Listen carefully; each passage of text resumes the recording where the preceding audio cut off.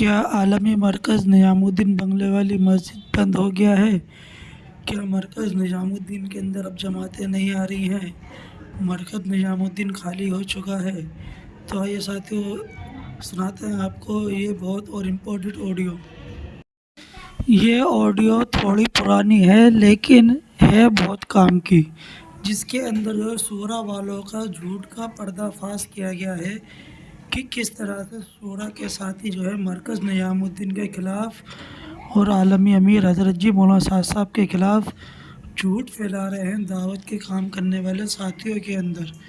ساتھیوں، بہت ہی important audio ہے اور اس کے اندر جو ہے آپ کو بہت ساری باتیں نئی سیکھنے کو ملیں گی جو کہ مرکز نظام الدین بنگلے والی مسجد کے خلاف بتائی جا رہی ہے، چلائی جا رہی ہے پرانے کام کرنے والوں کے لیے۔ تو آئیے ساتھیوں، ہم آپ کے سامنے رکھتے ہیں اس آڈیو کو، بہت دھیان اور توجہ سے سننا ہے اس کو انشاءاللہ۔ بہت ہی اہم مذاکرہ آپ حضرات کے سامنے کرنا ہے، چونکہ اس وقت ایک عام فضا بنی ہوئی ہے، اس لیے یہ باتیں مجمع کے سامنے کرنی پڑتی ہیں۔ کیونکہ ایک بات سمجھ لو، اگر ہمارے پاس علم نہیں ہوگا تو ہم وقت کے فتنے کا شکار ہو جاؤ گے۔ علم بہت ضروری ہے، ورنہ علم کی کمی آدمی کو فتنے کا شکار کر دیتی ہے۔ اور شیطان ایسا مضبوط ہے اور ایسا ہوشیار ہے کہ اس کے پاس 80,000 نورانی داؤ ہے۔ یہ بعض مرتبہ باطل کو حق کی شکل میں لا کر کھڑا کرے گا تاکہ حق والے گمراہ ہو جاوے، جو آج کل امت میں کر رہا ہے۔ اس شیطان کی چال کو سمجھو۔ اس زمانے میں امت بڑے فتنے میں مبتلا ہو گئی ہے، خاص کر دعوت کا کام کرنے والے۔ اس لیے اس بارے میں چند باتیں جو آپ کے کانوں میں ٹکرائی ہوگی، میں اس کا خلاصہ آپ کے سامنے پیش کر دوں تاکہ آپ اس فتنے کا شکار نہ ہو۔ ورنہ اللہ گواہ ہے، اللہ گواہ ہے، اللہ گواہ ہے، ہم کسی کی غیبت نہیں کرتے، ہم کسی کی برائی بیان نہیں کرتے، ہم کسی سے ہمارا لینا دینا کچھ نہیں۔ ہم تو صرف آپ لوگوں کے سامنے، پتہ نہیں پھر کبھی ہماچل آنا ہو نہ ہو، اس لیے ایک امانتاً ایک بات آپ کے سامنے رکھتے ہیں کہ اللہ رب العزت نے اس دعوت والے کام کی مرکزیت کے لیے بستی نظام الدین بنگلے والی مسجد کو منتخب کیا ہے۔ آج 80 سال سے وہ ہمارا مرکز ہے اور پوری دنیا میں جو خیر پھیلی ہے وہاں سے پھیلی ہے، اور دنیا میں جس کو عزت ملی ہے وہاں سے ملی ہے، جس کا نام دنیا میں ہوا ہے وہاں سے ہوا ہے۔ جس مرکز سے، جس علاقے سے، جس مسجد سے اور جس دین کی محنت سے ہمیں عزت ملی ہو، ہم اسی محنت کو توڑنے پر آویں اور اسی محنت کا ہم جنازہ نکالیں، یہ تو دوستو خدا بھی معاف نہیں کرے گا۔ معاشر رحمۃ اللہ علیہ فرمایا کرتے تھے کہ جمعہ کے چھوڑنے والے کو تو اللہ معاف کریں گے، لیکن امت کے توڑنے والے کو اللہ معاف نہیں کرے۔ یہ امت بڑی قربانی سے بنی، اس لیے اللہ کا واسطہ دے کر کہتا ہوں امت کو مت توڑو۔ اختلافات اپنی جگہ پر، اختلافات اپنی جگہ پر ہوں گے، ہمیں اس سے انکار نہیں ہے، لیکن اپنی ذاتی مفادات کے خاطر امت کو مت توڑو۔ کام نظام الدین سے چلا ہے اور انشاءاللہ قیامت تک وہیں سے چلے گا، یہ بات طے ہے۔ دنیا کی کوئی طاقت اس سے ٹکرا نہیں سکی۔ جب ہندوستان آزاد ہوا تو ہندوستان کے جو پہلے وزیر اعظم تھے، انہوں نے ارادہ کیا کہ اس بنگلے والی مسجد پہ پابندی لگاؤ، تو مولانا ابوالکلام آزاد جو اس زمانے کے وزیر تعلیم تھے، انہوں نے باقاعدہ وقت کے وزیر اعظم کو کہا کہ ہندوستان میں جس سے ٹکرانا ہو ٹکرا لینا، مگر ان بوریے بستر والوں سے ٹکرائے گا تو تیرا کوئی ٹھکانہ نہیں۔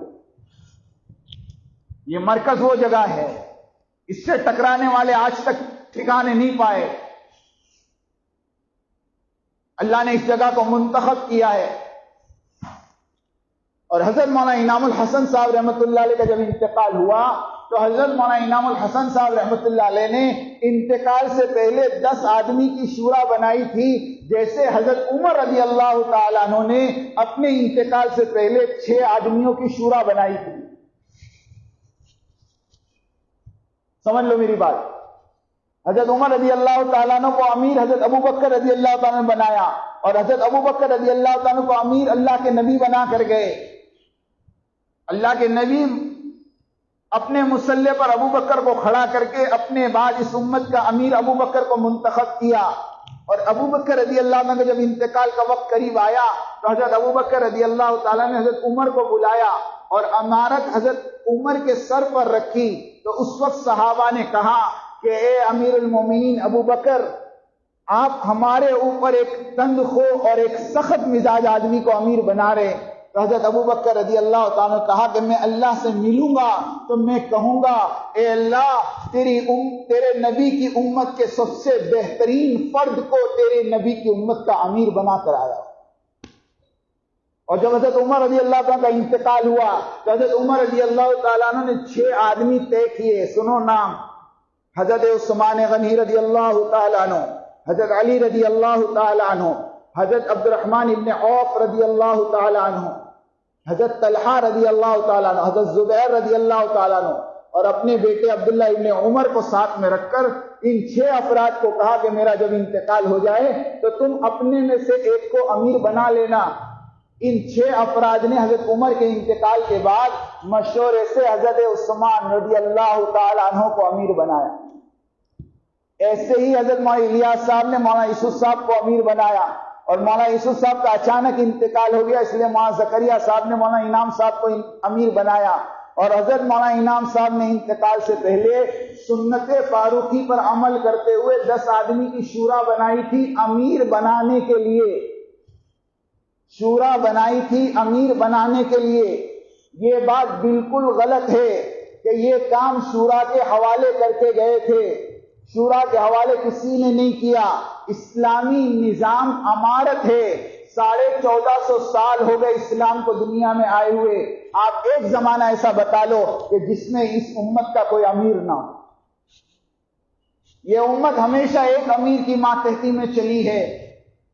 ہاں، کبھی کسی زمانے میں شورا نہیں ہوئی، ایک امیر رہا۔ حضرت ابو بکر امیر تھے، حضرت عمر رضی اللہ تعالیٰ امیر تھے، حضرت عثمان غنی امیر تھے، حضرت علی بولو امیر تھے۔ ہر زمانے میں امارت چلی ہے، پتہ نہیں شورائیت کہاں سے آ گئی۔ اور دلیل میں حضرت مولوی الیاس صاحب رحمۃ اللہ علیہ کا ملفوظ نقل کر رہے کہ مولوی الیاس صاحب کہہ کر گئے تھے کہ یہ کام شورا کی ماتحتی میں چلے گا۔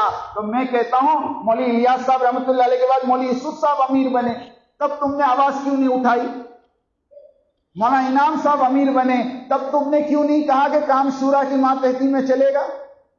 مولانا زبیر صاحب تھے، تب کیوں نہیں کہا؟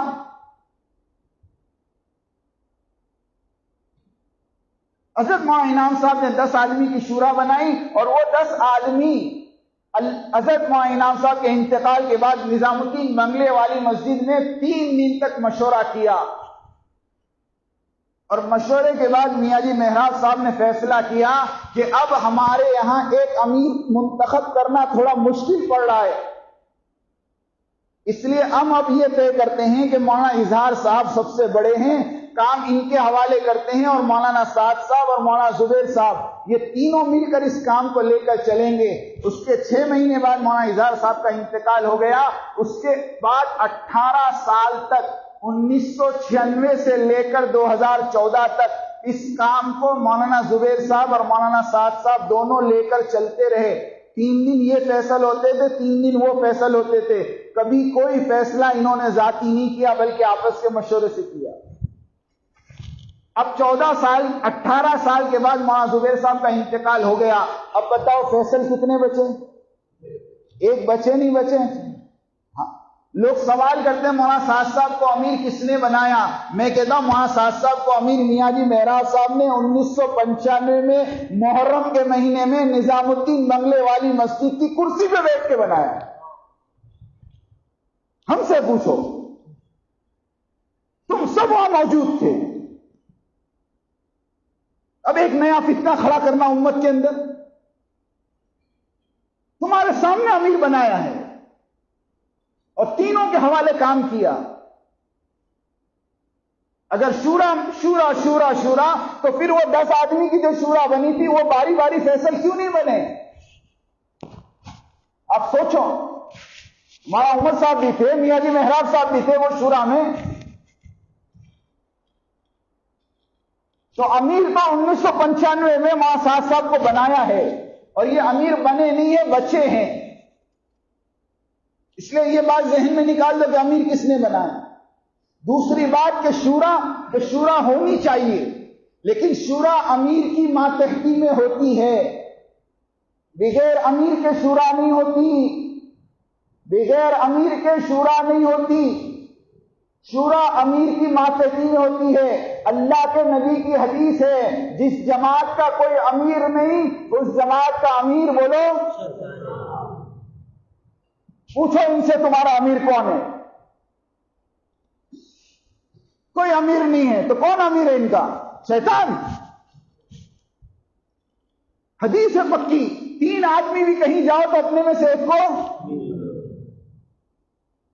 اے ایمان والو اللہ رسول کی اطاعت کرو اور اپنے، ارے بولو، پورے قرآن حدیث میں امیر امیر امیر امیر ملے گا، شورا کہیں ہے ہی نہیں. قرآن میں 2 جگہ شورا کا لفظ ہے، وَأَمْرُهُمْ شُورَى بَيْنَهُمْ، ہاں وَشَاوِرْهُمْ فِي الْأَمْرِ، یہ 2 جگہ ہے. اور اس جگہ شورا سے مراد شورا نہیں ہے، مشورہ ہے. اللہ اپنے نبی کو حکم دے رہے ہیں کہ آپ آپس میں مشورہ کیا کرو. ترجمے والا قرآن پڑھو، بولے مت بنو، جو جہاں لے جائے اس کے پیچھے چلے. سوچو تو صحیح کہاں جا رہے ہو. امیر کی ماتحتی میں شورا ہوتی ہے. اور حضرت جی مولانا سعد صاحب نے، سنو یہ بات میں اونا میں بھی کہہ کر آیا، 8 دسمبر سن 2015 کو نظام الدین کے 4تھے منزلے پر بیٹھ کر حضرت جی نے اپنی شورا بنائی ہے. اور اس شورا کے اندر ایک نام حضرت مولانا سعد صاحب کا، دوسرا نام مولانا ابراہیم دیولا صاحب کا، تیسرا نام مولانا احمد لاٹ صاحب کا، چوتھا نام مولانا یعقوب صاحب سہارنپوری کا، 5واں نام مولانا زہیر الحسن صاحب کا، 6واں نام میاں جی عظمت صاحب کا، 7واں نام مولانا عبدالستار صاحب کا، 8واں نام پروفیسر عبدالعلیم صاحب کا. یہ 8 افراد کی شورا 8 دسمبر سن 2015 میں بنی ہے. اور اس پرچے کے اوپر مولانا احمد لاٹ صاحب کے، مولانا ابراہیم صاحب دیولا کے اور مولانا یعقوب صاحب کے دستخط ہے. اور اس پرچے کو لکھنے والے بھائی فاروق صاحب بنگلور والے. اور اسی شورا کی ماتحتی میں حضرت کام کر رہے ہیں. نظام الدین میں امیر بھی ہے، شورا بھی ہے. اگر کوئی تم کو یوں کہہ دے کہ ان کو امیر کس نے بنایا، ان کو کہو میاں جی محراب صاحب نے بنایا. یہ کہے کہ شورا قبول نہیں کرتے تو شورا تو نظام الدین میں بنی ہوئی ہے. حضرت فرماتے ہیں ہم نظام الدین کی شورا ہے، ہمارے ہاں عالمی شورا نہیں ہے، عالمی مشورہ ہے. مشورہ عالمی شورا حالات کے اعتبار سے ہم نہیں بنا سکتے. ہندوستان کے مرکز پر پڑوس کے ملک کے لوگ اگر شورا میں ہوں تو بتاؤ ہندوستان میں یہ تحریک چلے گی؟ سوچو تو صحیح. تمہاری کمیٹی میں پڑوس کا کوئی فرد ہو تو حکومت تمہاری کمیٹی پہ تالا لگا دے گی. یہ تو اللہ جزائے خیر دے حضرت جی کو کہ حضرت جی نے یہ عالمی شورا کے پرچے پر دستخط نہیں کیا. اگر دستخط کر دیتے نظام الدین میں تالا لگ جاتا. ہاں حالات آپ لوگوں کے سامنے ہیں، ہماچل کے، ہندوستان کے. حضرت نے کہا ہمارے عالمی شورا نہیں ہے، ہمارے یہاں ہندوستان کی شورا ہے. اور ہندوستان کی شورا کے یہ 8 افراد میں نے آپ کو گنائے. شورا بھی بنی ہوئی ہے اور حضرت جی بھی طے ہے. اور تیسری بات یہ کہہ رہے ہیں کہ نہج بدل گیا، نہج بدل گیا. ان کو پوچھو کیا نہج بدلا؟ ہمارا کام ہمیشہ نہج سیرت پر ہوگا اور نہج نبوی پر ہوگا. اور اللہ کے نبی جس نہج پر اس کام کو کیا اسی نہج پر کرو گے کہ کسی اور کے بتائے ہوئے نہج پر کرو گے؟ بھائی مولانا الیاس صاحب رحمۃ اللہ علیہ کے زمانے میں کام الگ تھا. اس زمانے میں 6 باتیں ہوتی تھی. ہاں، تبلیغ نصاب پڑھی جاتی تھی. ارے پڑھی جاتی تھی نہیں پڑھی جاتی تھی. مولانا یوسف صاحب رحمۃ اللہ علیہ کے زمانے میں حیات الصحابہ لکھی گئی. تب تو کسی نے شور نہیں مچایا کہ نہج بدل گیا. مولانا انعام الحسن صاحب کے زمانے میں مسجد و جماعت کے 5 کام آ گئے. تب کسی نے شور نہیں مچایا نہج بدل گیا. اور ابھی حضرت نے منتخب شروع کی، دعوت تعلیم استقبال شروع کیا تو پوری دنیا میں چلاتے ہو نہج بدل گیا. دعوت تعلیم استقبال یہ مسجد نبوی کا عمل ہے. مسجد نبوی کا عمل ہے، نبوی کا. مسجد کے اندر تعلیم ہوتی تھی اور صحابہ بازاروں میں سے لوگوں کو لے کر مسجد میں آتے تھے. پڑھو کتاب، پڑھو سیرت. ہم تو نہج نبوی پر چلیں گے.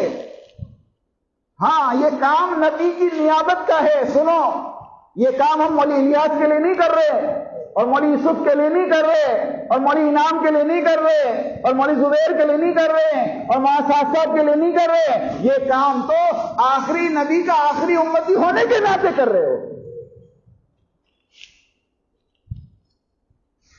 ہمارا تعلق بنگلے والی مسجد سے ہے. اس بنگلے والی مسجد کے اندر جو ہے وہ ہمارا امیر ہے، وہ ہمارا رہنما ہے، وہ ہمارا رہبر ہے، چاہے وہاں کوئی بھی ہو. مولی الیاس صاحب تھے، وہ ہمارے امیر تھے. مولی یوسف صاحب تھے، وہ ہمارے امیر تھے. مولی انعام صاحب تھے، وہ ہمارے امیر تھے. مولانا زبیر صاحب تھے، وہ ہمارے امیر تھے. اب مولانا سعد صاحب ہے، وہ ہمارے امیر ہے، اور آئندہ ان کے بعد جو ہوگا وہ ہمارا امیر ہوگا. ہم شخصیت پرستی پہ نہیں جاتے.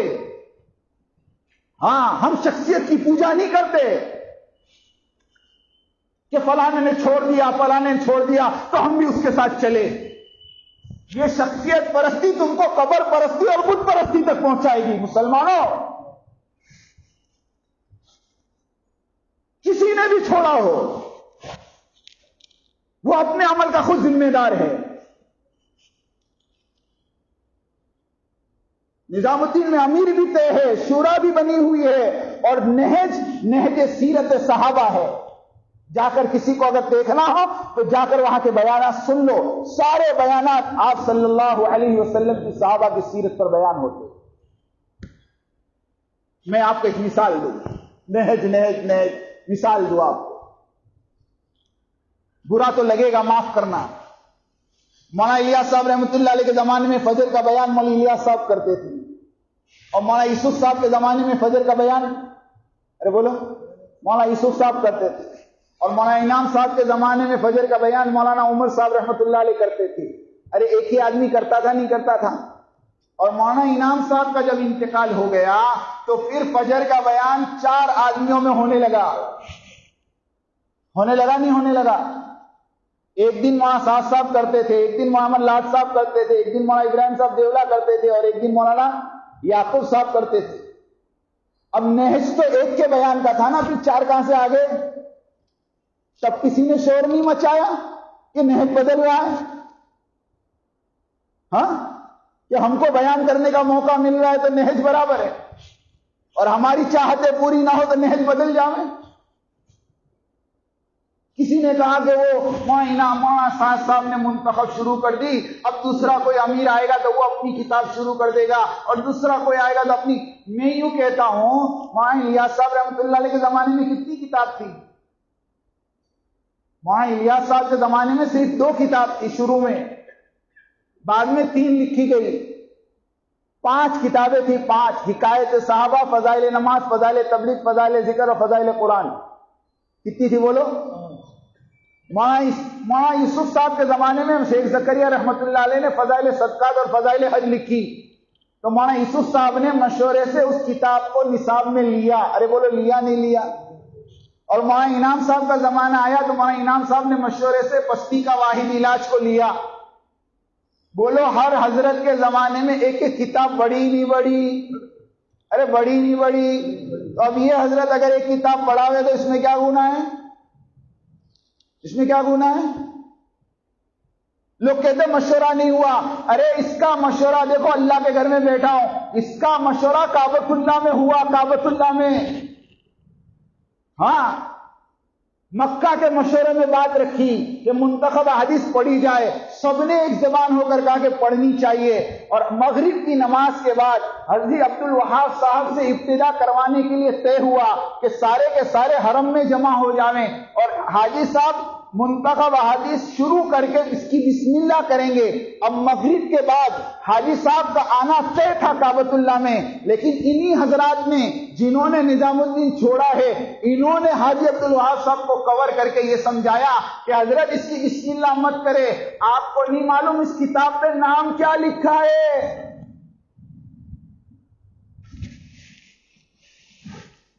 بتائیں نا کیا نام لکھا ہے؟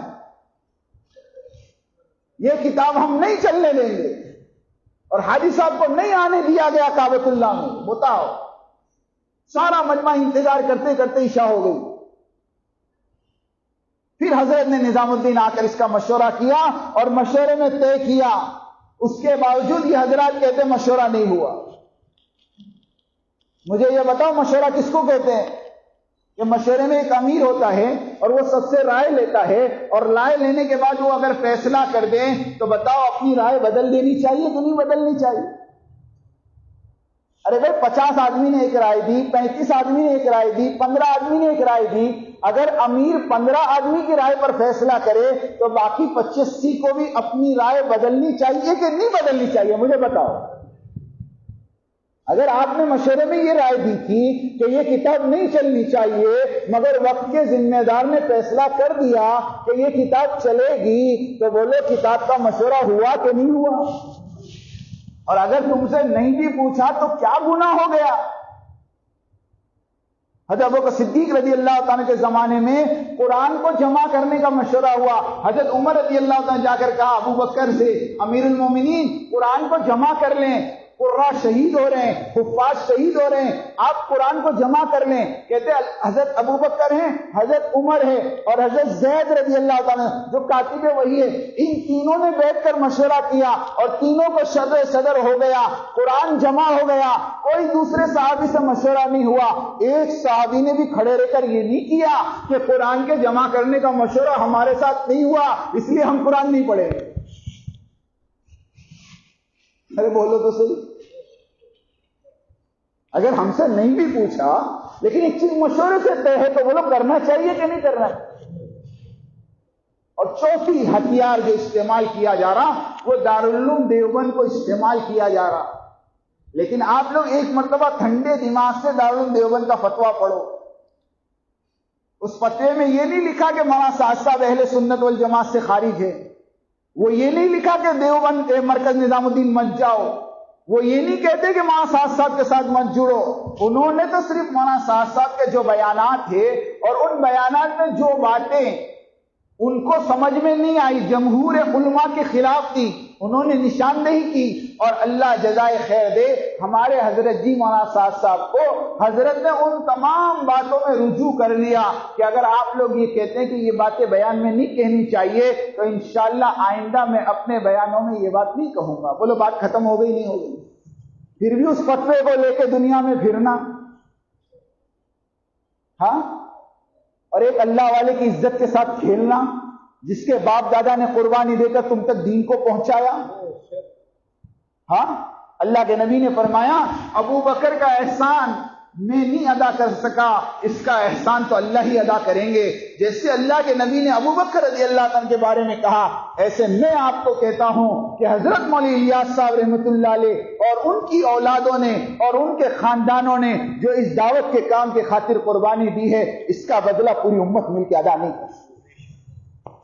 اس کی اولاد کو ستایا جا رہا، اس کی اولاد کو متہم کیا جا رہا، اس کی اولاد کو پوری دنیا میں بدنام کیا جا رہا، قیامت کے دن اس کے دادا کو کیا منہ دکھاؤ؟